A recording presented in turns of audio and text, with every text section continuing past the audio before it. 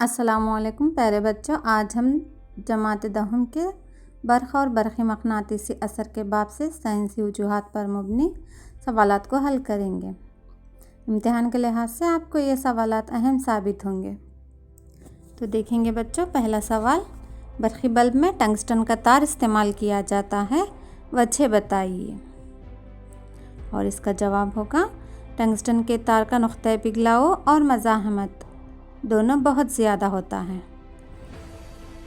نقطۂ پگھلاؤ کا درجہ حرارت تقریباً 3380 ڈگری سیلسیس ہوتا ہے، جس کی وجہ سے آسانی سے جلتا نہیں ہے اور زیادہ حرارت سے چمکتا بھی ہے۔ اس لیے برقی بلب میں ٹنگسٹن کے تار کا استعمال کیا جاتا ہے۔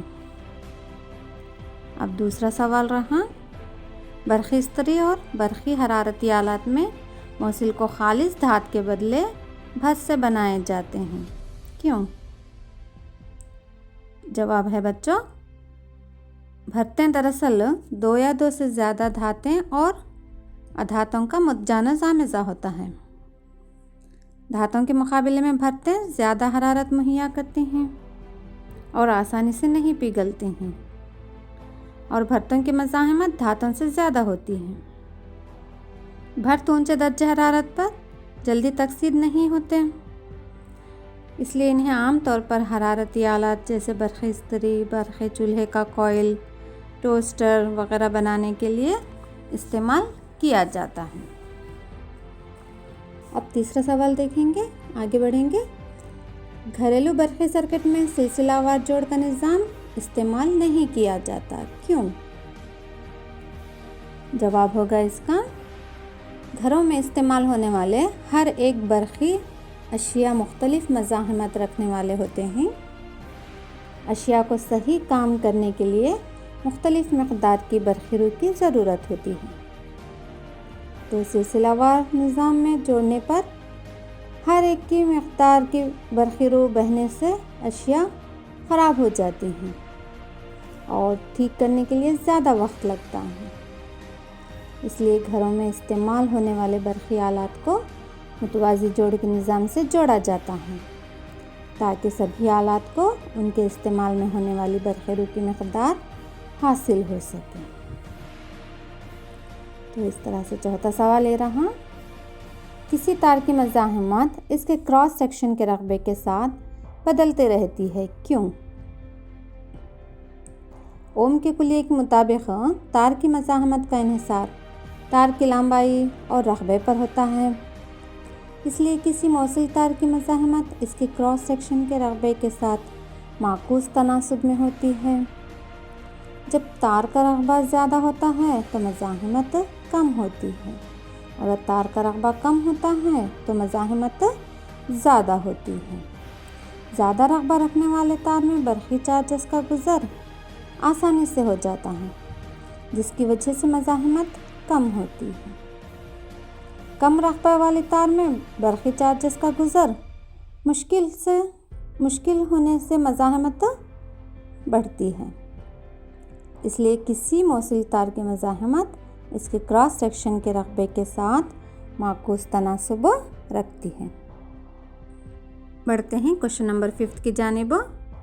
برقی ترسیل کے لیے عام طور سے تانبے اور ایلومینیم کے تار ہی کیوں استعمال کیے جاتے ہیں؟ اس کا جواب ہوگا، تانبے اور ایلومینیم کے تار کی مزاحمت کم ہوتی ہے، دونوں برق کے اچھے موصل ہوتے ہیں، اسی لیے تانبا اور ایلومینیم کے تاروں کو برقی ترسیل کے لیے استعمال کیا جاتا ہے۔ آگے بڑھیں گے 6 کوشچن کی جانب۔ دو مقناطیسی میدانی خطوط ایک دوسرے کو خطا کیوں نہیں کرتے؟ جواب ہوگا اس کا، دو مقناطیسی میدانی خطوط ایک دوسرے کو خطا نہیں کرتے، کیونکہ اگر وہ ایسا کرتے ہیں تو اس کا مطلب یہ ہوگا کہ نقطۂ خطا پر کمپاس کی سوئی یعنی کہ مقناطیسی سوئی دو مختلف سمتوں میں اشارہ کرے گی، جو کہ ممکن نہیں ہے۔ مقناطیسی سوئی ہمیشہ ایک ہی سمت میں اشارہ کرتی ہے، جو کہ شمالاً اور جنوباً ہوتی ہے، اور مقناطیسی میدانی خطوط شمالی قطب سے نکل کر جنوبی قطب سے جا ملتے ہیں۔ اس طرح کوئی بھی دو مقناطیسی میدانی خطوط ایک دوسرے کو خطا نہیں کرتے۔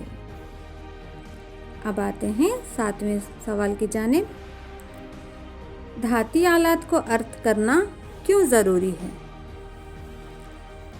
اس کا جواب ہوگا ارتھ وائر زمین کے دی ہوئی دھاتی پلیٹ سے منسلک ہوتا ہے۔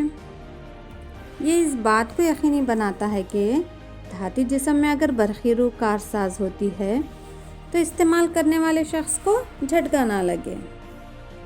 برقی آلات جو دھات کے بنے ہوں دھاتی ارتھ وائر سے جڑا رہتا ہے جو کرنٹ کے لیے کم مزاحمت کا راستہ فراہم کرتا ہے، اسی لیے سبھی دھاتی برقی آلات کو ارتھ وائر سے جوڑا جاتا ہے۔ اب ایک اور سوال دیکھیے، 8واں سوال۔ مقناطیس کے یکساں قطب آپس میں دفاع کرتے ہیں کیوں؟ اس کا جواب رہے گا بچوں، مقناطیس کے مختلف قطب مخالف قطب جو ہوتے ہیں آپس میں کشش کرتے ہیں، جبکہ یکساں قطب دفاع کرتے ہیں، کیونکہ مقناطیسی میدانی خطوط کا رخ مخالف سمت میں ہوتا ہے۔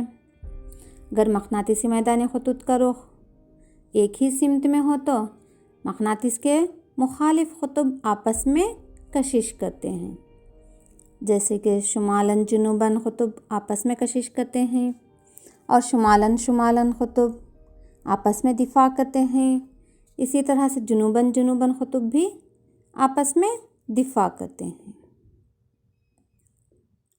تو یہ بچوں یہ تھے کچھ وجوہات پر مبنی سوالات، اگلی کلاس میں مزید پڑھیں گے۔